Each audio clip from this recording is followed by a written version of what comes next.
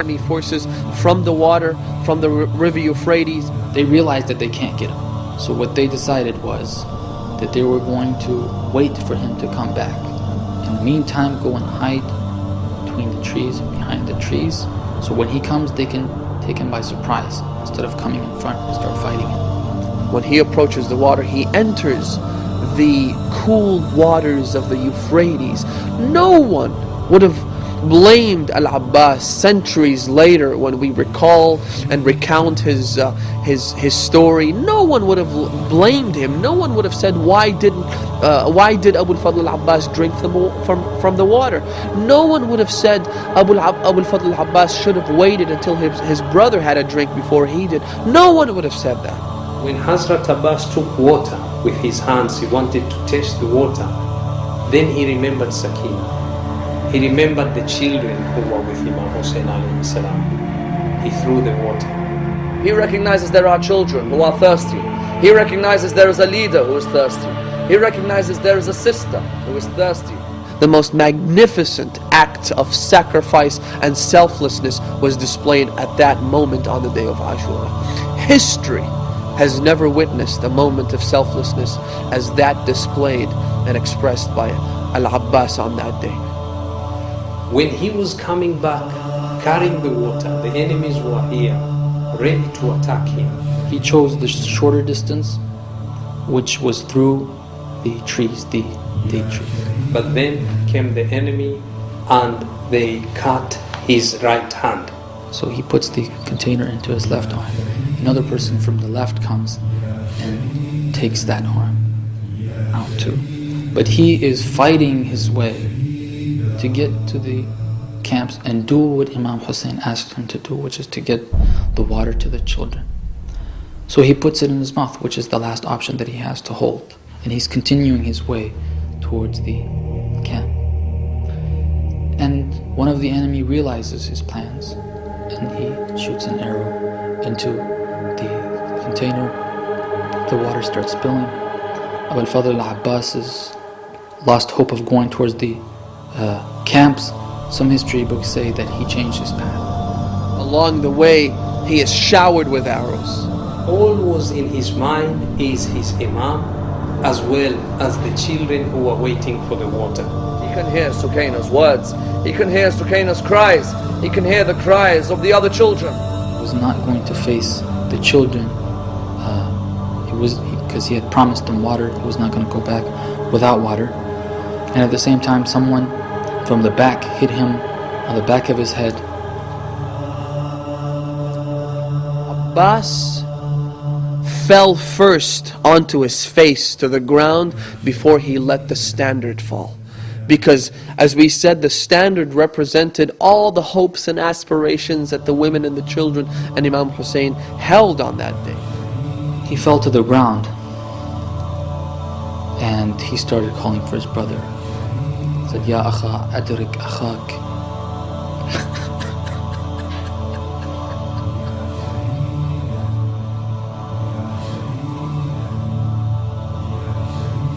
And when Imam Hussein alayhi salam saw him on the ground, he came fighting against the enemy. When he reached him, all that Abbas could say is that, tell Sakina that I couldn't bring the water.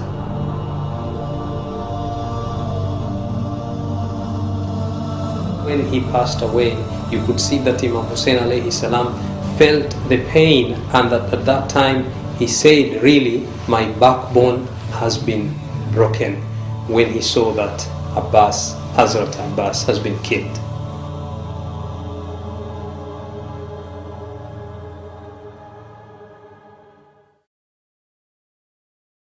The greatest sacrifice in Karbala, one may argue, is the sacrifice of a 6-month-old.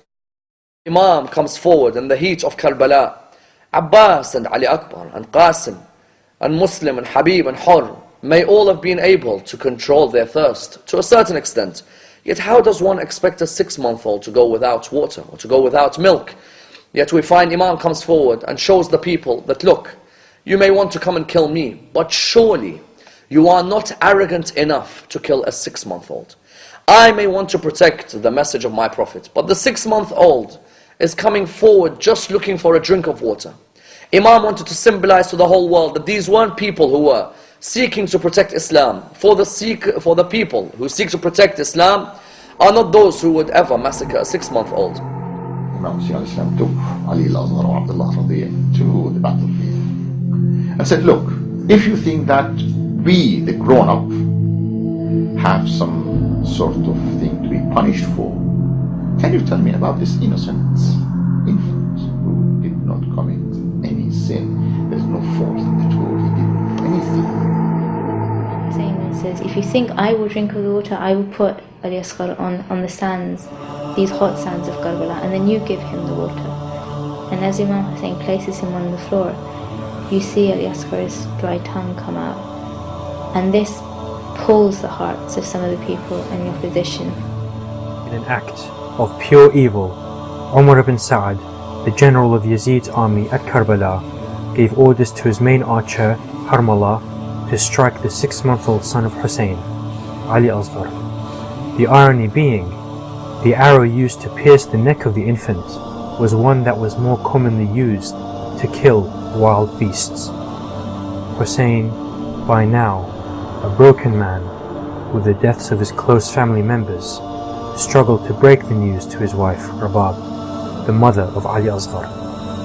He walked back and forth from the tent of Rabab, calling out, Inna lillah wa inna ilayhi raji'un. Surely we are from God, and to Him we shall return. He does this on 7 occasions. The people ask, why do you do this? He replies by stating, I do not know how to tell a mother that her 6-month-old has a neck which is completely pierced. Imam had allowed men who were able to control their thirst to go before Ali Asghar. Yet he wanted to show the world that even a 6-month-old is a symbol for justice. A 6-month-old is a symbol of sacrifice. This was the martyrdom of the last soldier in the camp of Imam Hussein.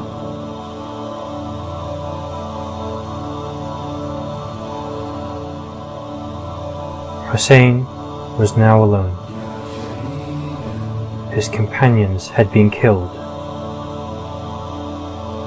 Abbas, his backbone, had been killed. His nephew Qasim had been killed. His son Ali Akbar had been killed. And now his youngest son Ali Asghar had been killed. The following is a brief account of the last tragic moments of Hussein's life.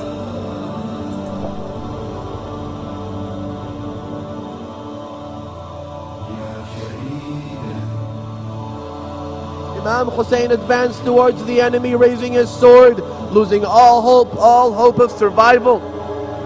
Abdullah ibn Ammar said, never have I seen someone surrounded by a huge number of enemies and whose son is slaughtered, and so are his family and companions, and who still maintained his composure, remained relentless and stayed courageous more than Hussein. He said, I am the one who is fighting you, and women are not held accountable, so keep your rogues away from them and stop them from harming my women as long as I am alive.